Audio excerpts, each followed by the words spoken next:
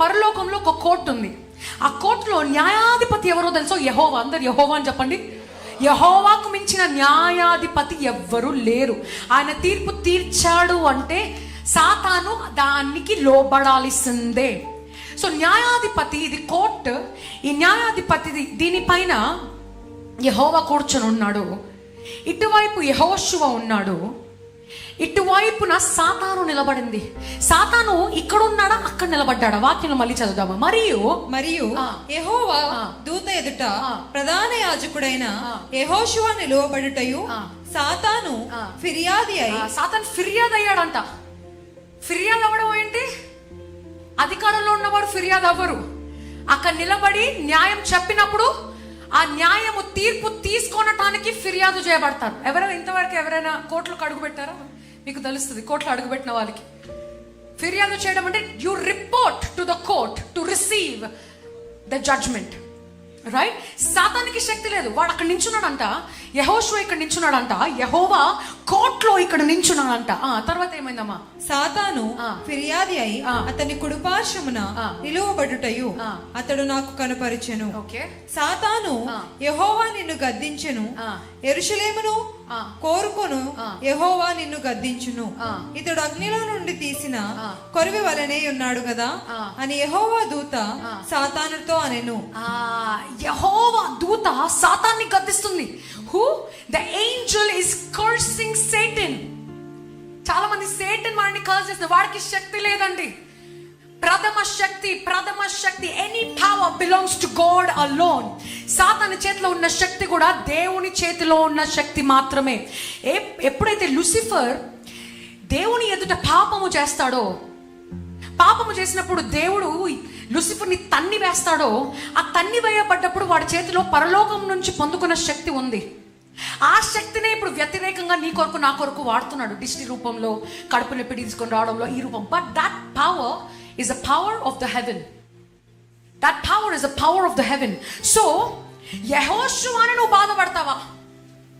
యెహోషువను బాధపెట్టే ధైర్యం నీకుందా అని ఇక్కడ ఏంజెల్ సాతాన్ని గద్దించి కర్స్ చేస్తుంది. ఏమనంట? Can you read that? యెహోవా సాతాను యెహోవా నిన్ను గద్దించును, యెరూషలేమును కోరుకొని యెహోవా నిన్ను గద్దించును, ఇతడు అగ్నిలో నుండి తీసిన కొరివి వలనే ఉన్నాడు కదా అని యెహోవా దూత సాతానుతో అనెను. యెహోషువ మలిన వస్త్రములు ధరించిన వాడై దూత సముఖములో నిలవబడి ఉండగా, యెహోషువ మలిన వస్త్రములు ధరించిన వాడై దూత సముఖములో నిలవబడి ఉండగా, దూత సముఖములో యెహోషువ పైన మొత్తం సాయిల్డ్ క్లోత్స్ అంటే మట్టితో కూడిన ఖరాబైన పాత బట్టలు వేసుకొని యెహోషువ నిలబడ్డాడు. పాత బట్టలకి సాదృశ్యం ఏంటంటే పాపముతో నింపబడి ఉన్నాడు అని అర్థం. మట్టితో కూడిన వస్త్రాలు ఎప్పుడైనా మీ జీవితంలో కళలు కానీ దర్శనాలు కానీ మట్టితో కూడిన పాత బట్టలు మీరు కనబడుతున్నట్లయితే, మట్టితో మీరు కనబడుతున్న బురదలో పడ్డట్టు ఇట్లాంటి డ్రీమ్స్, విజన్స్ అలాంటివి వచ్చినట్లయితే పాపముతో నింపివేయబడిన నిన్ను దేవుడు చూపించి తర్వాత ఒకవేళ the next dream, continuation of the dream, పచ్చటి ఆకుల్లో నేను నిలబెట్టడం కానీ, నీటి మధ్యలో మునగకుండా నువ్వు ప్రయాణించడం కానీ, ఎగరటం కానీ అట్లా చూపిస్తున్నట్లయితే పచ్చిక గల తోటలాగా నీ జీవితాన్ని పచ్చికగా మార్చి నీ పాపాన్ని కడిగి ఏది కూడా నిన్ను ముంచదు అని ఒక ధైర్యము గల కళను నీకు ఇస్తున్నాడు అని అర్థం. ద సేమ్ వే ఇక్కడ యెహోషువ ఆయన సన్నిధానములో మట్టితో కూడిన బట్టలు వేసుకున్నప్పుడు యెహోవా ఈ మాట అంటాడు. కెన్ యూ కంటిన్యూ రీడింగ్ అమ్మా? యెహోషువ మలిన వస్త్రములు ధరించిన వాడై దూత సముఖములో నిలువబడి ఉండగా, దూత దగ్గర నిలిచి ఉన్న వారిని పిలిచి ఇతని మైల బట్టలు తీసివేయడని ఆజ్ఞాపించి, నేను నీ దోషమును పరిహరించి ప్రశస్తమైన వస్త్రములతో నిన్ను అలంకరించుచున్నాను అని సెలవిచ్చెను.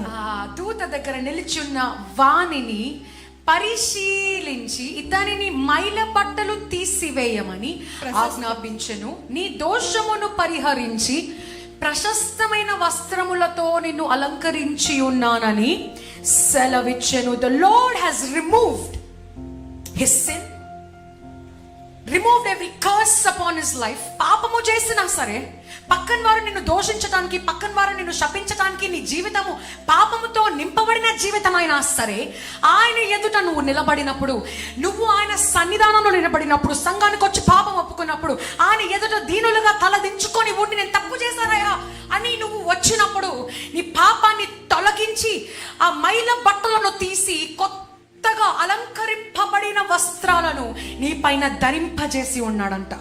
The Lord will remove every sin, every pain.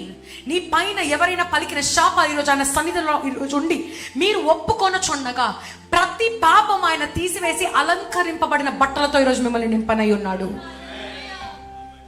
అలంకరింపబడిన బట్టలు అంటే సాతాను శపించే ధైర్యం ఉండదు. He cannot curse, he cannot touch you. సాతాను ఎదుటే మీరు గమనించినట్లయితే యెహోషువ పైన ఉన్న మైల బట్టలను, ఆ కర్సెస్ అన్ని కూడా సాతాను ఎదుటే దేవుడు తీసేసి అలంకరింపబడిన బట్టలను సాతాను ఎదుటే యెహోషువకి వేస్తాడు. దాని అర్థం ఏంటో తెలుసా? విను సాతానా, నా బిడ్డను ముట్టుకోవడానికి వీల్లేదు. ఎవరొచ్చి డబ్బులిచ్చి విచ్ క్రాఫ్ట్ చేయించినా, డబ్బులిచ్చి ఆస్తులమ్మి వారికి నీ బట్టలు ఇచ్చినా, నీ ఎంటికలు ఇచ్చినా, నీ కాళ్ళకి ఏదైనా ఇచ్చినా, ఏది ఇచ్చినా సరే, that curse cannot come upon you. It will not work upon you.